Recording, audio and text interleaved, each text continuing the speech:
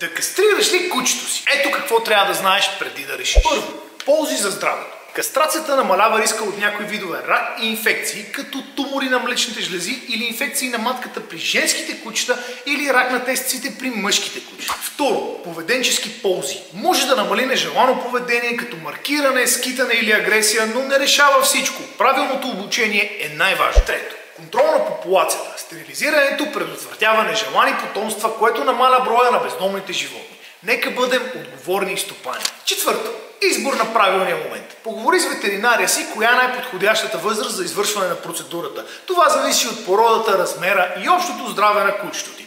Може да повлияе растежа, развитието и дългосрочните рискове. Пето, рискове и съображения. Като всяка друга операция, и кастрацията крие своите малки рискове. Анестезия, възстановяване или леки усложнения. Но с правилната ветеринарна грижа повечето кучета се възстановяват изключително бързо. Поговори с ветеринария си и обмисли добре плюсовете и минусите и вземи най-доброто решение за твоето куче.